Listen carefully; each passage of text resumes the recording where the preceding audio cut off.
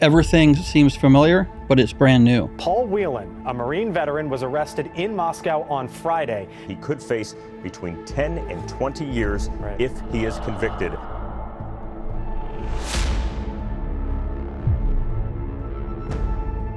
Traveling, driving a car, just being free to do whatever I want. It's surreal. There's no one looking over my shoulder. There are no fences, no gates, no barbed wire. You can't beat this kind of freedom. And people don't understand just how bad some areas of the world are and how the people are oppressed. And Russia's one of those countries. Paul Whelan is a United States Marine whose extraordinary story recently captured global attention. During what was meant to be a routine trip to Moscow, Russian authorities arrested Paul and accused him of espionage. What followed was a journey of survival as Paul endured years in captivity in a Russian prison under challenging conditions. This is the first time Paul sat down for a podcast interview, and we're extremely honored, Paul.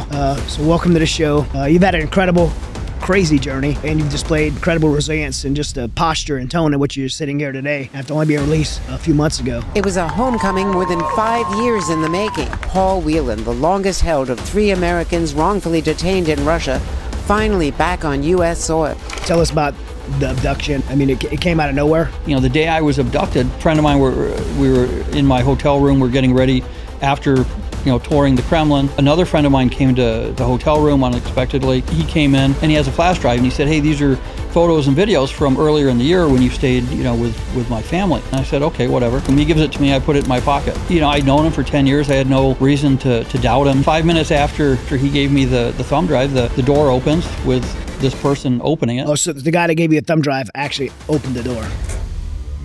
He opened the door, yeah. These guys come in, they've got black masks on, they've got vests on, they have guns and whatnot. They have nothing that says police, nothing says FSB. Grab me, they put me in cuffs, and they say, Mr. Whelan, you're under arrest for espionage. Russia says they've arrested James Bond on a secret mission, but in reality, they've abducted Mr. Bean on holiday. What was life like in that prison? We lived in an old Soviet gulag. In the 40s, it actually held German prisoners of war. There was no heat in the barracks. The food they provided was horrible. Even the cats in the camp wouldn't eat this stuff. We had a small group of Russians. When the war started with Ukraine, they all went off to the war. Did they know they were being conscripted and pulled? Yeah, most of them didn't want to go. They were young kids, early 20s. So they'll give you 5 years for a joint of marijuana. 5 years in prison. And it's because all of these prisons are labor camps. And this labor fuels the Russian economy. But when the Russians left for the war, they didn't want to go to the war. They wanted to go home. Well, the reality was that they went home without a hand. They went home without a foot. Some of them didn't get home at all. We had burner phones in the camp, and so did these guys that went off to the war, and they would send pictures back and tell us what was happening. They didn't have weapons, they didn't have clothes, they didn't have food.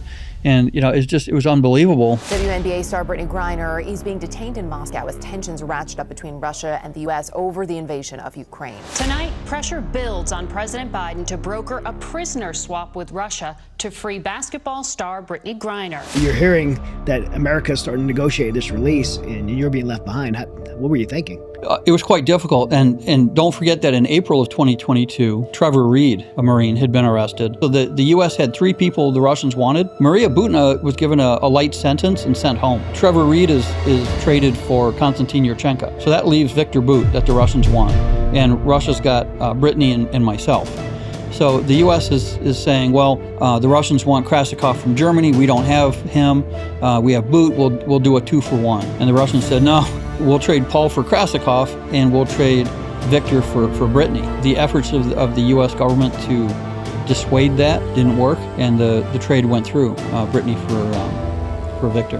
It wasn't Trevor's fault, that he had gone home first. It wasn't Brittany's fault necessarily, but I knew that the U.S. had given up their negotiation platform, and the only thing that could be done was to convince the Germans to give up this assassin. Obvious question that a lot of people would wonder at this point hearing your story is, why you?